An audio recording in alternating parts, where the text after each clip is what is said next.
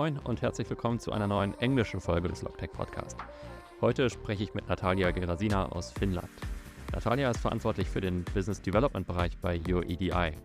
Und Youredi ist jetzt kein neues Unternehmen, kein junges Unternehmen, sondern schon seit über 10 Jahren aktiv, expandiert aber gerade jetzt in den letzten Jahren sehr, sehr stark. In Kürze dann jetzt auch mit einem eigenen Büro in Deutschland.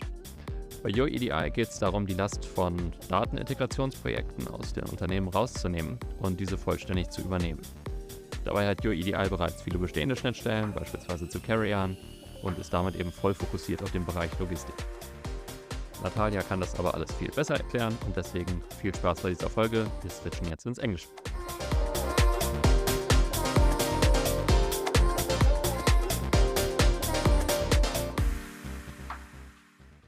Hi Natalia, welcome to our podcast. Hi, Stefan. The pleasure is mine. Thank you for having me. Yeah, first guest from Finland. Awesome. Really nice that you're here and that we actually found you. Super cool. Thank you very much. Actually, it's a pleasure, to participate in some activities in Germany because I have a long history with the country and we have lots of German customers. So it's always a pleasure to participate virtually and on site. Super cool. Maybe for the start, can you quickly tell us about your personal journey and how you actually came to join Youredi? Yes, I would love to. So my history with logistics started shortly after the high school. I finished in Russia. So then I joined a small trucking company that possessed, I think, 4 or 5 trucks. And that was the beginning. And I had no idea what I was getting into, but I got really excited about the industry. So by the time I moved to Finland, I knew exactly where I wanted to be. And ever since, I think I kept working for different transport companies or for shippers, but it always was connected to the transport. And when I joined DB Schenker in Finland, a bit later, I joined the head office in Essen. So that was the reason for me to move from Finland to Germany. Then I think I expanded my vision onto a more global level. And I think it was the point of no return when you jump from the local organization and from local operations, into the whole picture of the complexity of the transport processes and also orchestrating this supply chain needs. I think it was a really eye-opening moment for me. So by the moment when I got back to Finland, I couldn't see myself, jumping back into the local organization or being responsible only for one mode of transport or for one function only. So I started to look out what would be like the job that I would love to do, and where could I utilize my existing experience.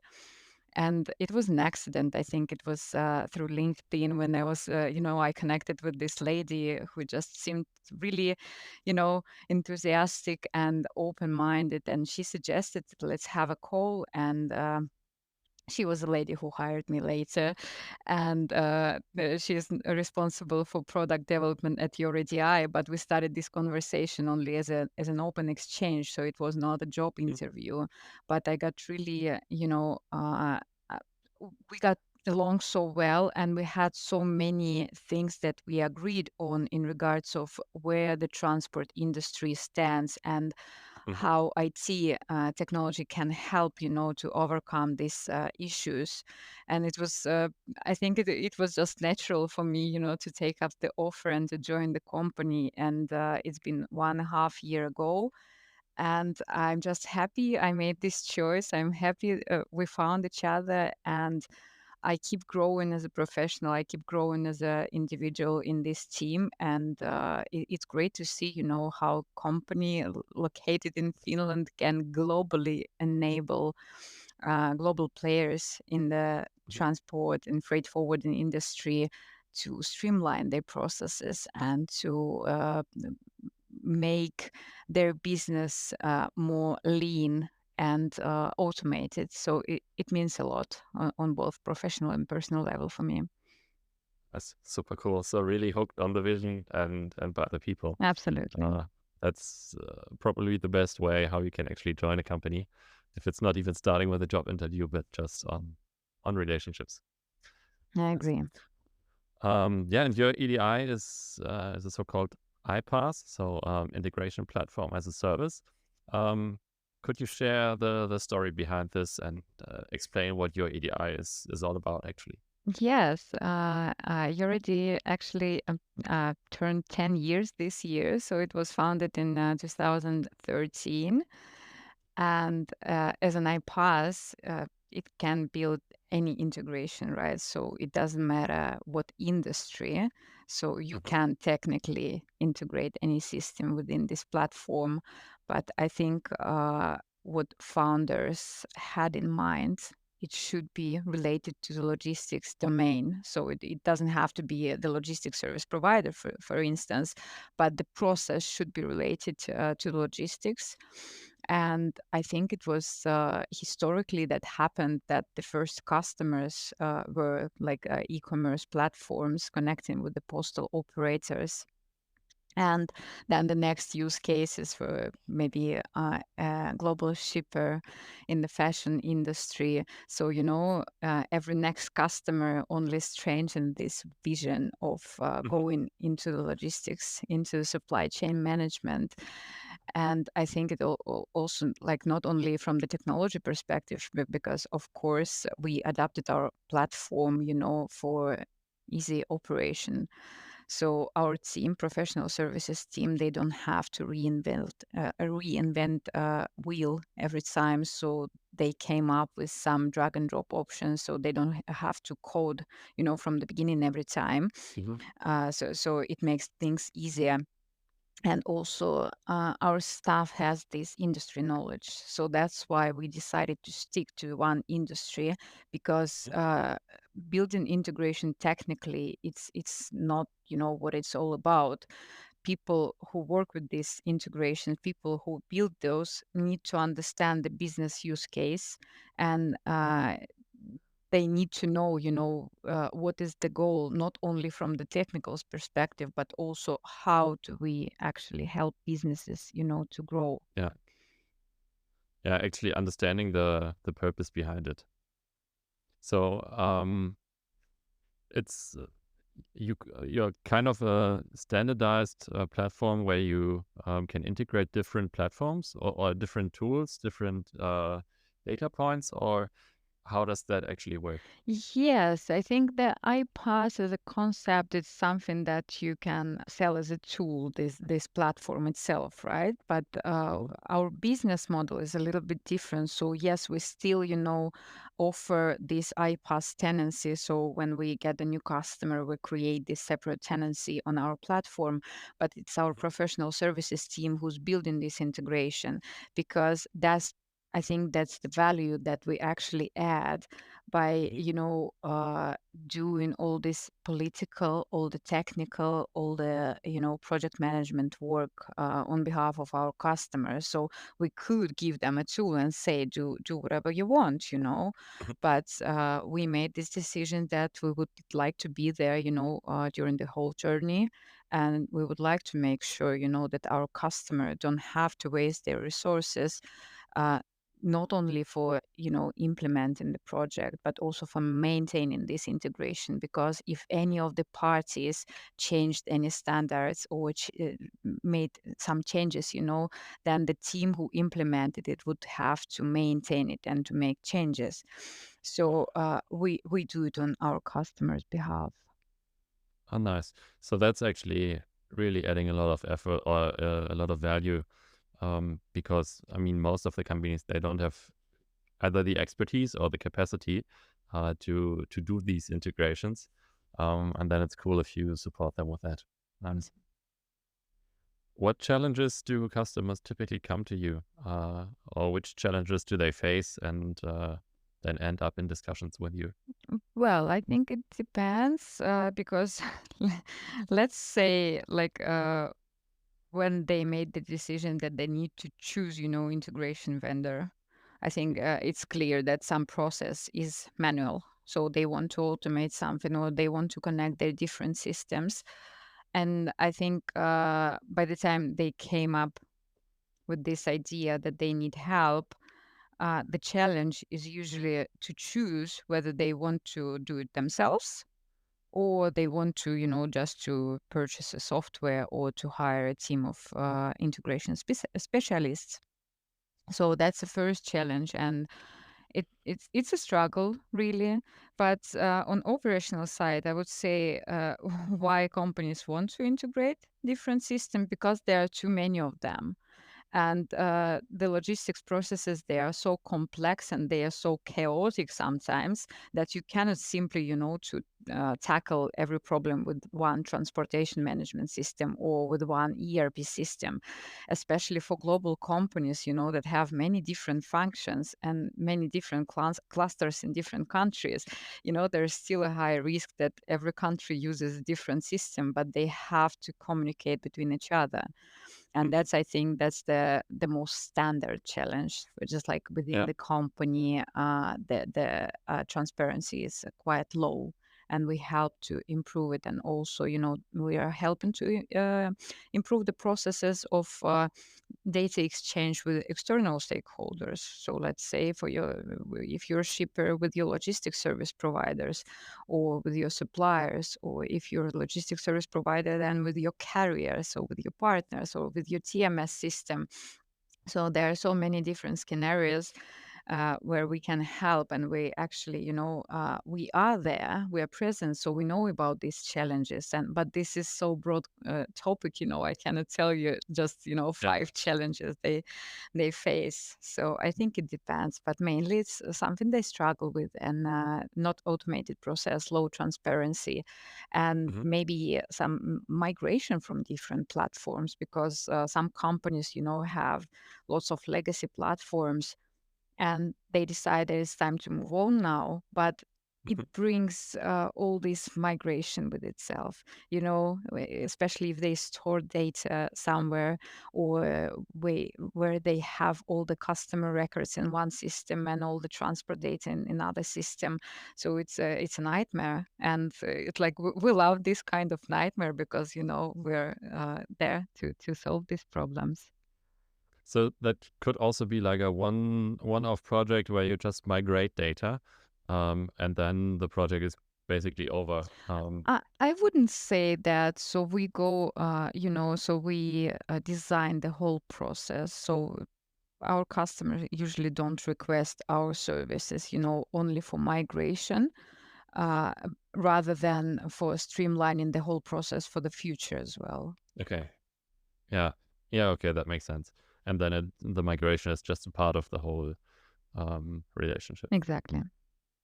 Okay.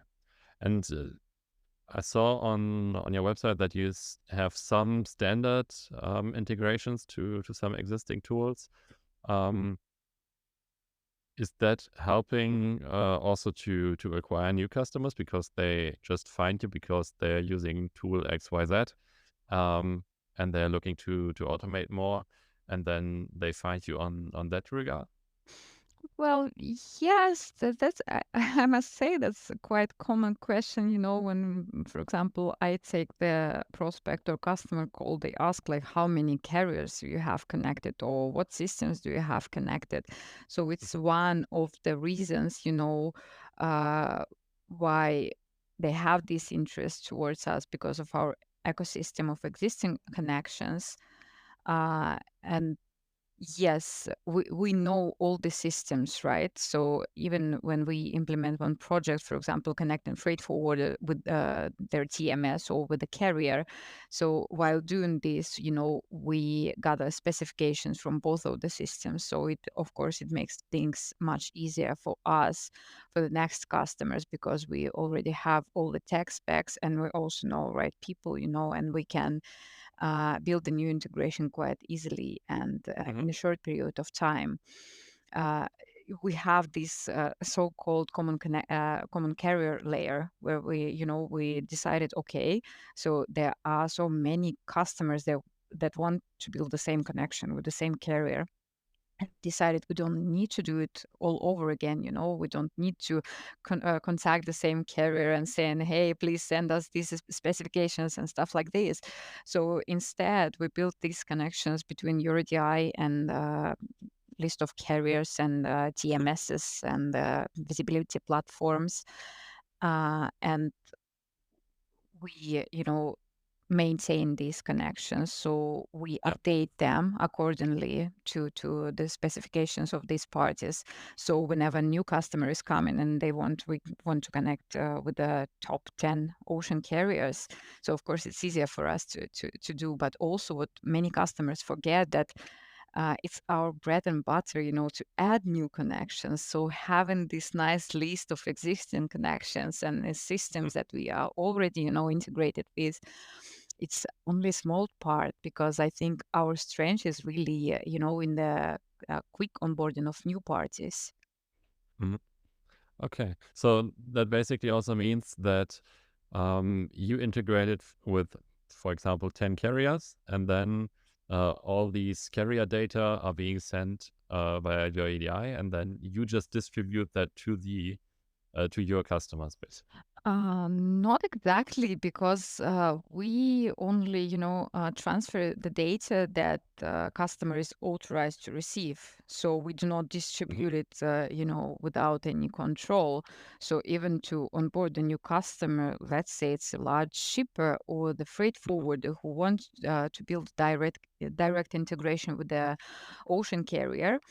Uh, Technically, we can build it, but it doesn't mean that the data will flow automatically. So there must be this authorization process. So the carrier must know that this shipper or freight forwarder is entitled, to get this data. Yeah. Okay. And this is another, point where we add values, because we've seen so many of these cases and we know exactly how to handle those. So quite often, we have to guide our customers how to go through this authorization process, how to make sure that that the carrier can actually provide all the necessary information, all the status updates, for instance.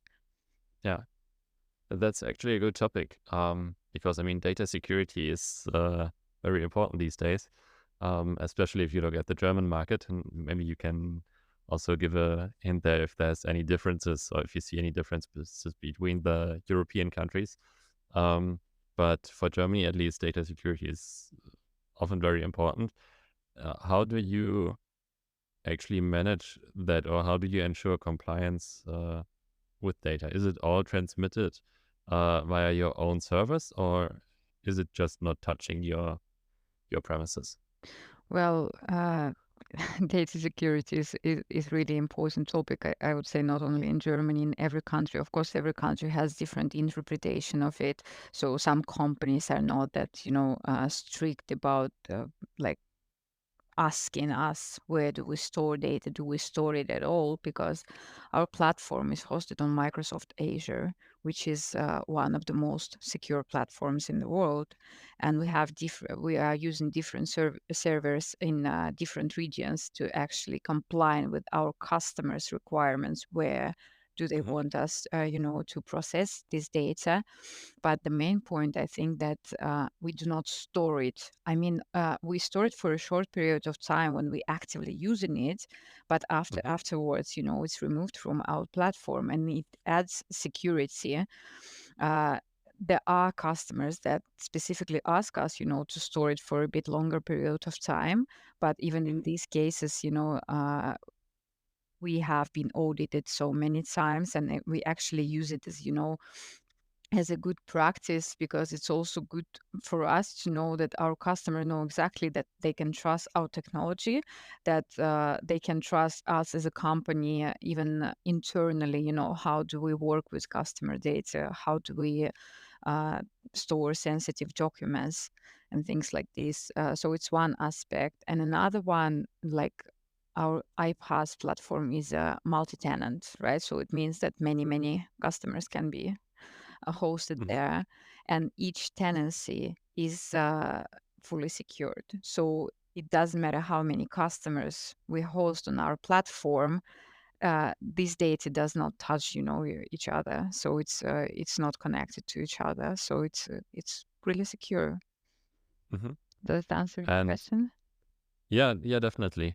Um, so you're not really storing it, but just for a short period of time, Yes. as long as it's needed, and then it's being deleted again. Yes. How is it with the data ownership? Do you also have to comply anything in regards to data ownership, or is that not a topic? Yeah, it is. It is, I would say. Of course, it's the most important, especially in ocean transport or even in air modality, right? There are companies that do some web scraping, so basically they can, integrate and to start pushing the data, without checking who's, compliant.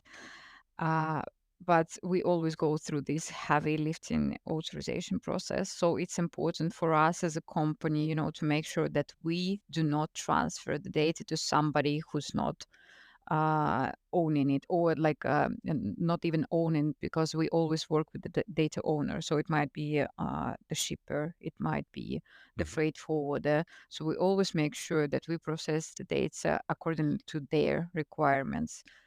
So we will never push it to the system without, them being aware of it, or without them requesting it specifically.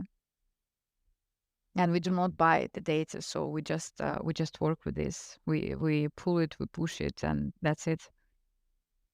So just transmitting basically. Yes, yes, Okay.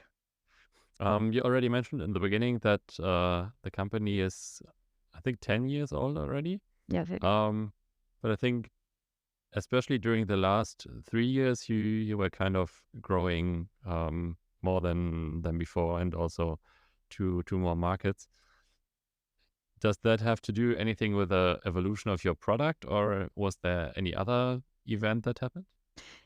Yes, I would say it's purely connected to our product development, because, as I said, we started as a bespoke solution for some of the large customers. So we Mhm. customized our integration to meet their specific needs. But at the same time, we noticed that there are many, many repetitive cases where, the same integration is requested by the same category of customers. So we decided that we want, to remain flexible for our customers in terms of providing solution that meet their needs, but we also want, to develop the product uh, that would be easy to use, for other customers. Mhm. And the past 3 years, I think we were heavily invested in ocean booking, ocean visibility, Okay. and that I would say that we are most covered in this modality, but also working on air and road. Road a little bit more fragmented, but still, for example, air freight is another topic that we really, created the good product, but we still keep working, we keep developing, we keep working on our APIs. And it's a long process, and it's an ongoing journey. So we don't see ourselves like, okay, 3 years from now, we will have these products and that will be it. We will just, keep selling them. So we want to, to really meet the needs of the market, because the logistics industry is crazy, it has always been. And you never know when the next change is coming, and coming up with a ready-made product that is not capable, in evolving, I think it wouldn't be Mhm. wise of us. So we keep working on it, we keep gathering information from our existing customers, but also we keep looking forward, like how do we see, the evolution of the supply chain. Yeah, nice. And do you see like Shipeo or Project 44 or Chain.io or whatever? Do you really see them as competitors because they also gather, at least in the ocean freight area, gather a lot of information and actually make it directly visible to the customer, while you are rather transmitting from carriers to shippers? Um, is that the same area, or do you not tackle the same customers? No, I mean, of course, these are the big names we all know, but I wouldn't say we have like, real competitive overlaps. Of course, they do some integration themselves.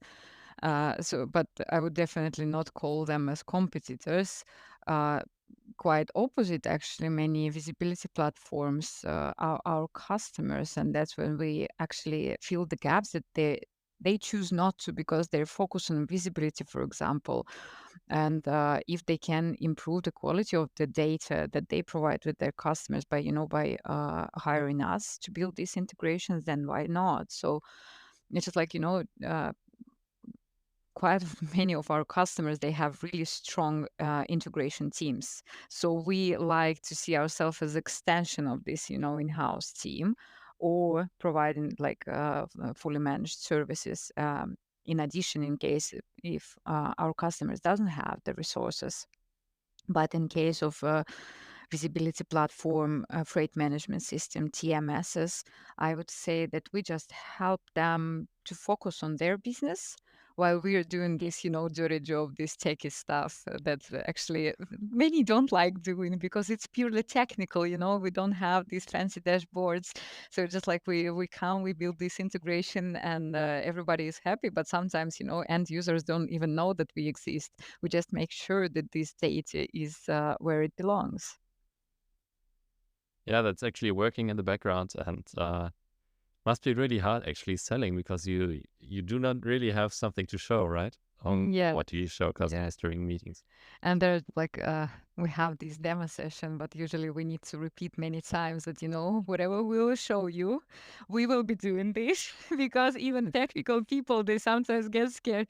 Do I really need to do it myself? But it's like just because it's really complex, and but for us, we've been doing this for many years, and many our team members, they've been with the company from the beginning, so they know exactly what's going to be the next step. And it might be a little bit overwhelming even for technical people because they want to save time. Time is really precious. It's you can always to find the solution provider, but if your integration team is already overwhelmed and you can spend these resources in a better way, then why not to? Yeah, yeah, definitely. And I saw that you have offices in Finland and the US, right? Yes, and we currently established in the Netherlands. So Germany is going to be next. Okay, so really growing into the market. Yes, So, yes, slowly, like not too slowly, but we chose this space to keep control, over our existing customers and also not to overwhelm our team, but still, having this steady growth without mhm. this ambition, to get 100 new employers next month and then, let them all go because we see the tendencies on the market. So many companies are facing issues, when the demand is Yeah, high, they, as an emergency measure, they hire new people, but then they cannot, secure this workload anymore. So we decided yeah, that like we would like to go slow, but we build this strong relationship not only with our customers, but also with our partners. so the office in the Netherlands is already live, is right? Yes. Germany is coming up next. Yes, but we are present physically in Germany quite a lot because yes, our head of product, she's German born, and I had my history with Germany, and of course our customers are there, and now getting more and more partners in that country. So it's really pleasure always to come back. Cool, nice. So a new face on the market in Germany very soon. Yes, hopefully. Maybe also, I mean, we talked about it already before we started the recording. You just said you're gonna start webinars shortly. So for all the people who actually want to get in touch and um, get some more insights, we will link the webinar in the show notes. And is there any other good way, or what is the best way to actually engage with you if I want to start as a customer and streamline my processes? Yeah, first of all, thank you for mentioning webinars because this is something that we try to do. It's not only, about promoting our services, but it's also about raising awareness about certain uh, events in the industry. And right now, for example, we will be talking about the current activities around some legacy platforms in ocean booking. So because we've seen quite an action, and we would like to actually discuss it. And regarding Sorry to yeah, interrupt, but it's also very nice because you get that many insights because you're interacting with so many different platforms.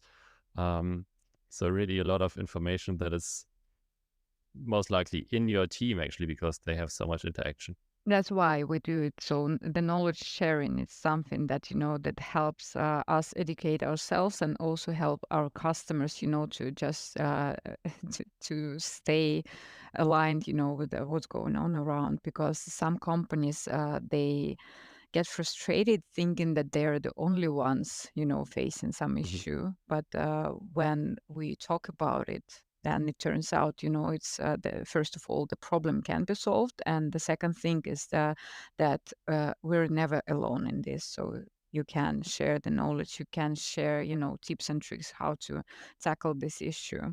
So we try to do it a lot. Yeah. Yeah. And you ask how to get in touch. So I would say many, many different ways. So first, I would say our website, youredi.com. We have opportunity to book a call. So it would be a short introduction or 30 minutes call. But also we are present on LinkedIn, also like personally our people, and we have a company page and email. So I would say, like, if you just tag me maybe in post on LinkedIn, then people can just reach out to me directly, and I will forward the message to the relevant person if I'm not the one. Nice, cool. Yeah, and as we're coming to the end, we always give you the question of the person that we had in the last podcast. So we have one question from Mirko from Ship Zero, and his question, without knowing that it was to you, is which regulation, so regulation by law, could create the greatest positive benefit for logistics that could involve sustainability, but it doesn't have to. So what do you think?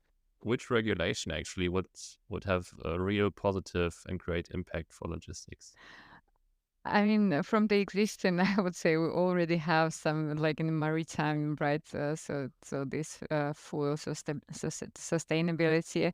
But if we talk about the regulation that does not yet exist, then I would say maybe open data, more of the open data, because we all talk a lot about the standards, right? And even the Mhm. companies like IATA and DCSA, they claim, to have standardized data, but the truth is that not everybody can consume it, and even the data from the ocean carriers, like direct integrations, are only available for, let's say, 5% of Yeah. customers, and the rest, still, they need to hope that maybe one day somebody will agree to build a direct integration with them. So I would say if it would be mandatory for service providers, logistics service providers and carriers, to share this data on the request, to somehow standardize the process so it would be accessible, because we can see lots of this kind of happening, like in terms of land transport maybe, because Open Logistics Foundation is promoting it quite a bit. And on the EU level now, it's coming this open source data in terms of the minimum, volumes of data that can be forwarded to customers. So I think it's a good starter. But yes, it would be still definitely, accessibility of data to all the relevant stakeholders. Super nice. Actually, I was struggling before because I thought, wow, how can you answer that question without having huge preparation for that? But super cool how quickly. But I think it's one of the topic that, I've been struggling with, and I think it's really important, to get to that point, and especially now, when we uh, step into the age when markets needs cooperation, ecosystems, partnerships. So it's Yeah. more important, not to get again back inwards, and not to get siloed and closed also Yeah, with a data sharing perspective. nice. Very cool. Then last question. What is your question to the next podcast guest? Okay. Well, I think I can continue with this, ecosystem and partnerships. Uh, how to make sure that your company keeps growing while, this customer centricity, it requires you to partner up with different partners, including sometimes your competitors, right? Because Mhm. it's a rare company that chooses only one service provider, so nobody wants to keep their eggs in one basket. And how to coexist while still, making sure that your business is growing. Nice. Okay. That's going to be interesting as well. Looking forward. I can't wait to hear the answer. Nice. Natalia, thank you very much. It was super cool to have you on the podcast. Looking forward to meeting you sometime in person. And thanks a lot. Best regards to Finland. Absolutely. Thank you very much for inviting me. It was a great pleasure. Looking forward to seeing you. Thanks a lot. See you then. Yeah. Bye-bye. Bye bye. Damit sind wir schon wieder am Ende. Schön, dass du dran geblieben bist bis zum Schluss. Wenn dir die Folge gefallen hat, teile sie gerne mit deinen Freunden, in deinem Netzwerk, mit deinen Kollegen, wo auch immer du magst. Und wir freuen uns, wenn du das nächste Mal wieder einschaltest. Vielen Dank, bis dahin, ciao, ciao.